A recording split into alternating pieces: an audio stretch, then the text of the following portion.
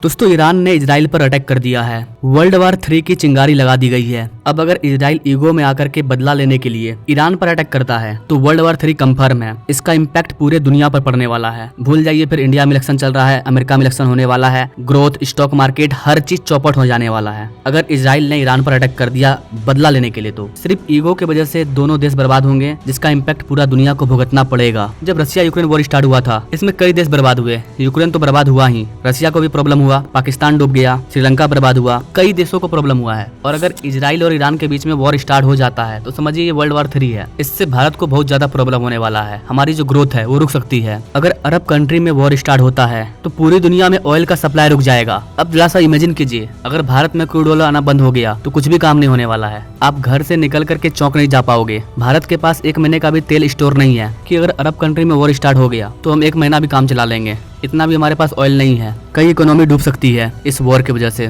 तो ये at present time Iran और इजराइल का डायरेक्ट वॉर में सम्मिलित होना ये इस सदी की सबसे बड़ी वॉर हो सकती है। तो चलिए जानते हैं कि ईरान ने अटैक क्यों किया, अब क्या होने वाला है, इजराइल इसके रिस्पॉन्स में क्या करेगा, अमेरिका किसका साथ देने वाला है। ओब्वियसली अमेरिका इजराइल का साथ देगा, लेकिन अभी अमेरिका में भी इलेक्शन का माहौल चल रहा है। चलिए समझते हैं व्हाट नेक्स्ट। नमस्कार दोस्तों, मैं विकास और आप देख रहे हैं all India affairs. Guys, Israel और ईरान के बीच में जो वॉर स्टार्ट हो रहा है ये एक दिन का वॉर नहीं है। करीबन 50 साल से इन दोनों के रिलेशनशिप सही नहीं है। दोनों एक दूसरे को होलना चाहते हैं। और जब इजराइल ने हमास में गाजा पर जो कर रहा था उसको इजराइल ने नहीं रोका तो फाइनली ईरान ने इजराइल पर अटैक कर दिया। और इसकी खबर आप पहले से सुन रहे होंगे कि 48 घंटे के अंदर ईरान इजराइल पर अटैक करने वाला है और फाइनली अटैक कर दिया गया। आपको लग रहा होगा छोटा मोटा चीज है, लेकिन जैसे ही ये वॉर स्टार्ट हुआ यहाँ पर आप टाइमिंग देख पाओगे। 14 अप्रैल सुबह 4:54 यानी कि 5 बजे जो बाइडन ने अपनी मीटिंग बुलाई। अमेरिका के राष्ट्रपति ने सुबह 5 बजे मीटिंग बिठाई। ये जो अटैक हुआ है इससे निपटने के लिए हमें क्या करना है, इस चीज को लेकर के इस समय जो बाइडन सुबह 4 बजे से ही मीटिंग कर रहा है। अमेरिका में भी हाई लेवल सिक्योरिटी की मीटिंग चल रही है। दुनिया के सभी देशों ने अपने देशवासियों से कह दिया है कि अभी आप इजराइल और ईरान मत जाइए क्योंकि वहाँ पर एक ह्यूज अटैक होने वाला है और ये अब हो चुका है। चलिए ओवरऑल मुद्दा को समझते हैं। बेसिकली ईरान इजराइल पर इसलिए अटैक कर रहा है क्योंकि इजराइल ने ईरान के एम्बेसी को सीरिया में मार डाला। किसी भी देश के एम्बेसी पर अगर आप अटैक करते हो तो ये यूएन के सिक्योरिटी काउंसिल के खिलाफ है। बदले में वो देश आप पर अटैक कर सकता है। इसका यूएन में प्रावधान भी है।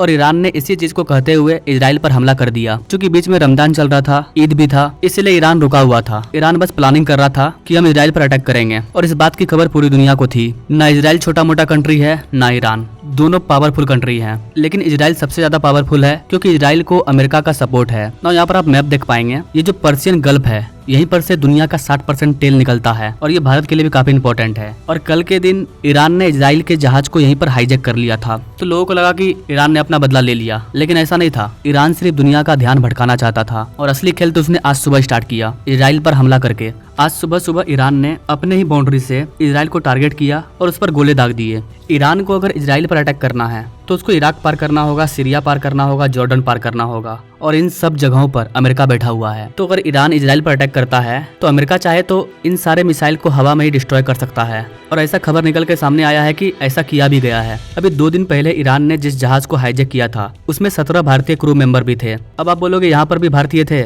जी हाँ गाइस, दुनिया का हर 5वां 6ठा व्यक्ति भारतीय है। इतना भारत की आबादी है, भारतीय लोग हर जगह हैं। तो कल रात में जहाज को हाईजैक किया गया और आज सुबह इजराइल पर अटैक कर दिया गया। आप इस अटैक को वीडियो के माध्यम से देख सकते हो या फोटो में देख सकते हो क्योंकि यूट्यूब इसे अलाउ नहीं करेगा। फिर भी मैं आपको दिखा रहा हूँ जहाँ तक हो सकता है। आप देख सकते हैं किस तरह से इजराइल में आग लगा हुआ है। पिक्चर के माध्यम से आप देख सकते हैं।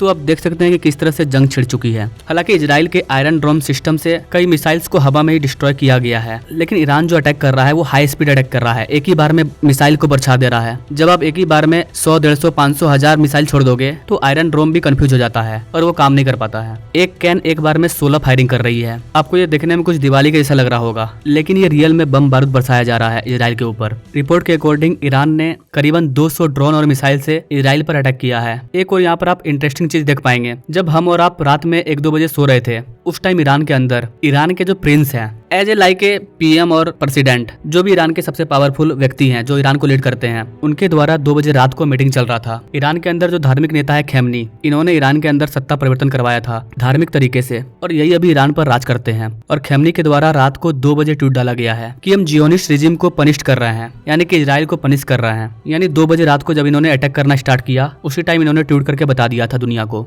ईरान ने कई देशों में अपना गुट बना करके रखा है एज ए टेररिस्ट के रूप में, जैसे कि हिजबुल्लाह, यमन यूहती, और वो लोग भी इजराइल के ऊपर अटैक कर रहे हैं। आप यहाँ पर देख पाओगे इस टाइम में इजराइल के पूरे एरिया में सायरन सुनाई दे रहा है और लोग घबराए हुए हैं। आप यहाँ पर इजराइल का मैप देख सकते हैं, ये जितना भी रेड डॉट देख रहे हैं ये सारा सायरन है, इमरजेंसी सायरन। नेताओं के द्वारा भी अपने लोगों को सूचित किया गया कि हम पर अटैक होना स्टार्ट हो गया है और हम अपने पूरे दम के साथ अपने लोगों को बचाने की कोशिश कर रहे हैं, हम तैयार हैं। इजराइल में किस तरह से भगदड़ मची हुई है आप इस वीडियो के माध्यम से देख पाएंगे। जब सायरन बजा तो लोग अपने घरों को छोड़ करके भाग रहे हैं, जहाँ पर भी अंडरग्राउंड मौजूद है वहाँ पर जाने की कोशिश कर रहे हैं, क्योंकि उनके ऊपर बमबारी होने वाली है और हो भी रही थी। ईरान अपने लोगों को बोल रहा है कि हम इजराइल को कंट्री मानते ही नहीं है, हम इजराइल पर अटैक कर रहे हैं, उसे पनिश कर रहे हैं। अगर इजराइल कुछ करता है तो हम इजराइल का नामो निशान मिटा देंगे, इजराइल एक फेक कंट्री है। इस तरह की मोटिवेशन ईरान के द्वारा जारी किया जा रहा है अपने लोगों में। ऐसा नहीं है कि ईरान में लोगों को डर नहीं है, ईरान में भी लोगों को डर है। लोग गैस खरीदने के लिए, पेट्रोल खरीदने के लिए लंबी लंबी लाइन लगा कर रखे हैं, क्योंकि लोगों को पता है कि बदला में इजराइल भी हम पर हमला करने वाला है।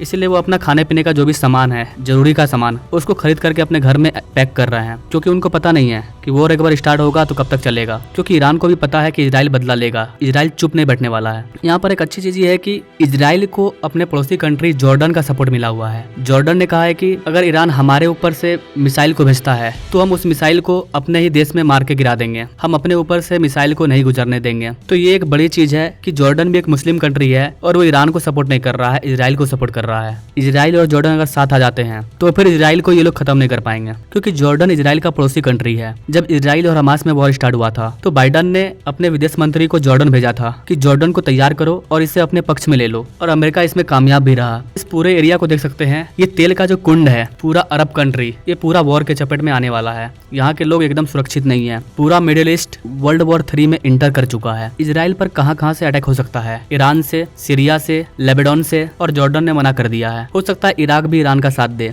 यहाँ पर और भी कई कंट्री हैं, Kuwait, Bahrain, Qatar, UAE, Oman, Yemen. यहाँ पर प्रॉब्लम यह है कि सऊदी अरेबिया और ईरान ये दोनों आपस में कट्टर हैं, दुश्मनी है इनमें। सऊदी अरेबिया सुन्नी मुसलमान है और जो ईरान है वो शिया मुसलमान है, और शिया और सुन्नी के बीच में एक कट्टर दुश्मनी है। तो ऐसे में सऊदी अरेबिया ईरान का साथ देगा या नहीं देगा ये कहना मुश्किल है। इस चीज को लेकर के सऊदी अरेबिया से पूछा गया, ये आज का ही अपडेट है। सऊदी अरेबिया ने बोला हम कोई इंटरफेयर नहीं करेंगे, इसमें यूएन को इंटर करना चाहिए और शांति कायम करना चाहिए। यानी कि सऊदी अरेबिया न्यूट्रल है और यूएई भी न्यूट्रल रहना चाहेगा। यूएई नहीं चाहेगा कि हमारे दुबई जैसे शहर को मिसाइल से तहस नहस कर दिया जाए, इसीलिए यूएई भी न्यूट्रल रहना चाहेगा। यूएन में भी मीटिंग चल रही है सब देश को मिला करके, लेकिन यहाँ वॉर में यूएन का कुछ नहीं चलने वाला है। यूएन बस एक पुतला है, यूएन का कोई भी इंपॉर्टेंट रोल यहाँ पर प्ले नहीं हुआ। ये लोग थोड़ा मोड़ा ईरान का सपोर्ट कर सकते हैं, लेकिन पूरी तरह से नहीं। न अमेरिका कैसी तैयारी कर रहा है, जैसा कि मैंने आपको बताया, बाइडन सुबह 4-5 बजे ही बैठ करके मीटिंग कर रहे हैं अपने एनएसए, अपने विदेश मंत्री के साथ, पूरी कैबिनेट के साथ मीटिंग कर रहे हैं। तो अमेरिका ने जो भी सोल्यूशन निकाला, अमेरिका ने एक स्टेटमेंट जारी किया।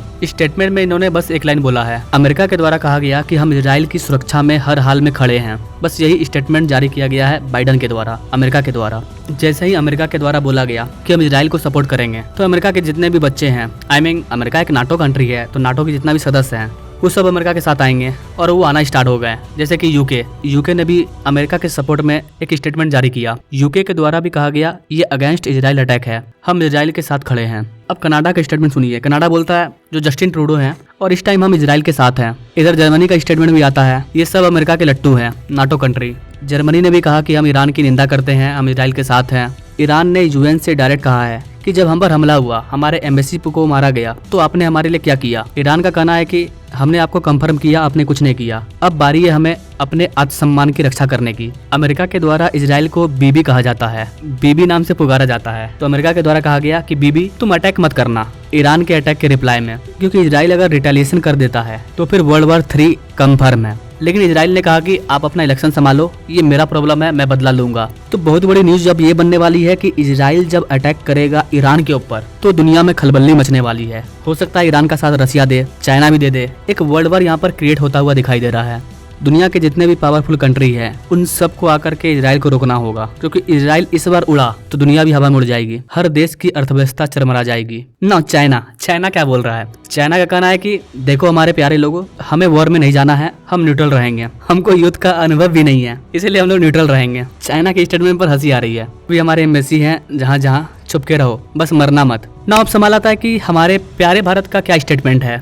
भारत में पहले ही कंसल्ट जारी किया गया था देखिए घुरा फिरा करके साथ तो हम लोग इजराइल का देने वाले ही हैं। अभी कुछ दिन पहले भारत के कई मजदूर इजराइल में काम करने के लिए गए थे, तो अभी जो भी भारत के लोग इजराइल में काम करने के लिए गए हैं, भारत में जो उनके लोग होंगे उनका क्या हाल हो रहा होगा। इजराइल में सायरन बज रहा है कि जो भी लोग इजराइल में काम करने के लिए गए हैं वो ज्यादा भीड़ भाड़ में ना जाएं, जरूरी हो तभी बाहर निकलें। देखिए गाइस, हम लोग इजराइल के साथ भी ट्रेड करते हैं और ईरान के साथ भी ट्रेड करते हैं। हमें वॉर में तो फंसना नहीं है अभी, क्योंकि अभी हमें ग्रो करना है और हमें ईरान के साथ भी ट्रेड करना है और इजराइल के साथ भी ट्रेड करना है। तो हम किसी को खुल करके सपोर्ट नहीं करने वाले हैं, हम यहाँ पर न्यूट्रल रहेंगे। हाँ, हमारे लोगों को कोई दिक्कत होता है तो फिर बात बिगड़ सकती है। हाँ, भारत यहाँ पर प्रयास करेगा कि इजराइल और ईरान में जो वॉर स्टार्ट हो रहा है वो ना हो, क्योंकि अगर बीच में मिडिल ईस्ट में वॉर स्टार्ट होता है तो प्रॉब्लम हमें होगी। अभी हम दुनिया के सबसे फास्टेस्ट ग्रोइंग कंट्री है और हमारा ग्रो रुक जाएगा, ट्रेड रुक जाएगा, तो हमारे देश के विकास में प्रॉब्लम आ जाएगी। ये चीज हम नहीं होने देना चाहते हैं। जिस तरह से हम ग्रो कर रहे हैं 10 साल से, वैसे ही हमें आगे भी ग्रो करना है, कम से कम 25-30 साल तक, जब तक हम डेवलप कंट्री नहीं बन जाते हैं। पूरे दुनिया में ट्रेड के लिए गल्फ एक बहुत बड़ा रीजन है।